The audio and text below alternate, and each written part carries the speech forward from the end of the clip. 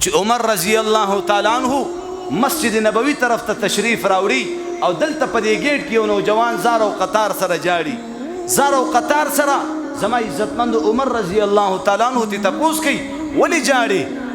وی حضرت ما نه ډېره لوی ګناه شوې ده، اوس په خپله ګناه باندې پیمانه یم چې الله به مې معاف کړي که به معاف نه کړي. عمر رضی الله تعالی عنہ محمد رسول الله صلی الله علیه وسلم سره ملاقات کیږي او د عمر رضی الله تعالی عنہ د سترګو مبارکو نه اوښکې روانې دي. الله رسول ترې تپوس کوي ای عمره ولې جاړې؟ سترګو کې دې اوښکې ولې وینم؟ وایي ای د الله رسوله د دې مسجد نبوي په ګیټ کې یو نوجوان نه څه ګناه شوې ده او هغه نوجوان ډېر زار او قطار سره جاړي. یا رسول الله د هغه نوجوان جړه وجړولمه. وایي تېره وغواړه. هغه نوجوان راغی، الله رسول ترې تپوس کوي ای نوجوانه څه ګناه درنه شوې ده؟ وایي یا رسول الله ما نه ډېره لوی ګناه شوې. الله رسول ورته فرمایي چې د الله د عرش نه به غټه ګناه وي. وایي د الله د عرش نه هم لوی ګناه ده.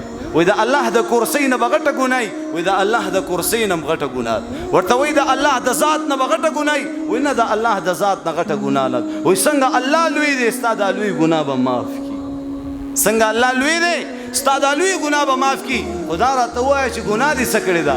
وایي یا رسول الله زه کفنچور یم، ما به دا کفنونه پټول او دغه شان یو ځل زه یو ادیرې ته لاړم او هلته چې کوم دی یو قبر مې را وکنستلو، په هغې کې چې کله ما نظر واچولو وایي یوه جینۍ پکې پرته وه.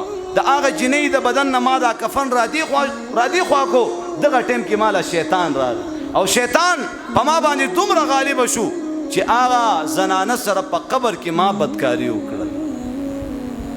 هغه زنانه سره په قبر کې ما بدکاري وکړه. اوس په دې ناستو کسانو کې دومره سنګین جرم والا زه څوک نه وینم او زما دا نوجوان بیا هم مایوسه دی.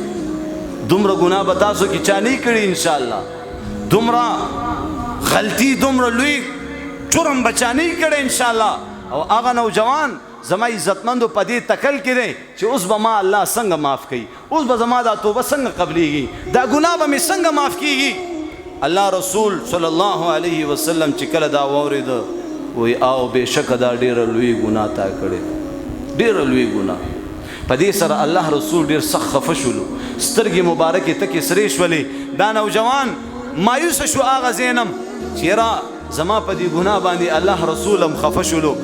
زار او قطار سره جاړي چې الله رسول ته نور تکلیف جوړیږي. لاړو یو ځنګل طرف ته داسې غرونو طرف ته ووتو، هلته پروت دی همدغه جړه فریاد کوي چې یا الله ستا د عذابونو نه ډېر لوی، یا الله ډېر لوی لوی عذابونه دي د جهنم د قبر. یا الله هغه اور چې کوم تا کوم اور تیار کړی دی چې د قیامت په ورځ هغه اور به پیش کړلی شي، د هغه اور غړمبار به دومره خطرناک وي چې زما عزتمندو انسانان جنات ملائک څومره انبیا دي ټول به چغې وایي نفسي نفسي نفسي نفسي. الله اکبر. یا الله څه سزا راکې په دنیا کې راکه، یا الله د آخرت د عذابونو نه مې وساته. زما محترمو هغه نوجوان څلوېښت ورځې الله ته په توبه دی، استغفار دی، څلوېښت ورځې جړه فریاد په هغه ځنګل کې کوي لګیا دی. دغه دی جبرائیل علیه السلام راغی او محمد رسول الله صلی الله علیه وسلم ته مخاطب شو. الله رسول ته سلام وکړو، د هغې نه پس ورته وایي ای د الله رسوله صلی الله علیه وسلم، ای د الله رسوله الله را لېږلی ما او الله پاک د یو څو خبرو جواب غواړي. کمې کمې خبرې دي. الله پاک فرمایي چې خالق تی که زه یم. وی زم الله پیدا کړی ما او دا ټول بندگان الله پیدا کړي، زه چېرته خالق کېدی شم؟ مالک تی که زه یم؟ الله مالک دی، زه چېرته مالک کېدی شم؟ زما مالک الله دی، د ټولو بندگانو مالک الله دی. ګناه معاف کوونکی، مغفرت کوونکی، بخنه کوونکی تی که الله دی. الله رسول ورته فرمایي بخنه کوونکی مغفرت کوونکی د الله ذات دی. وایي ښه بیا واوره کم نوجوان چې تاله راغلی او د ګناه ارتکاف یې کړی او کومه لوی ګناه ترېنه شوې وه، الله پاک فرمایي چې د هغه نوجوان هغه لوی ګناه ما معاف کړله. هغه قدردان الله، هغه مهربان الله، هغه زبردست الله، هغه طاقت والا الله نن موږ او تاسو خفه کړي. راځو باغ الله طرف ته ان شاء الله.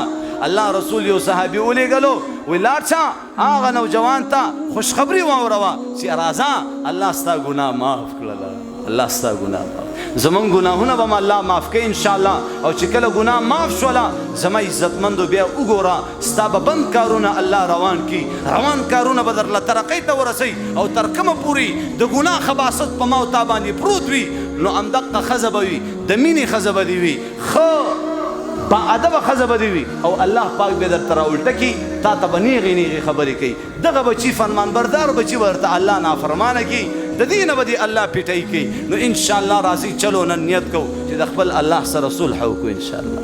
کوو به انشاءالله په خپلو کړو ګناهونو به استغفار به کوو انشاءالله. کوو به انشاءالله د 5 وخته د مونځ اهتمام به کوو انشاءالله. کوو به انشاءالله ناب تول کې به کمی نه کوو. مسلمان له به دوکه نه ورکوو. د خویندو حقونه چا نه وي ورکړي ورکوي. سختې مرحلې په سر را روانې دي، قبر دی، حشر دی، پولیسرات دی، د الله مخې ته ودرېدل دي. ورنه حاجي صاحب بیا به زما عزتمندو بیرخ پیمانه ټیټ سترګې به ولاړې. اوس در سره موقع شته، سانس ہے، چانس ہے، سانس ختم، چانس ختم. وآخر دعوانا ان الحمد لله رب العالمين. اللهم ربنا آتنا في الدنيا حسنة وفي الآخرة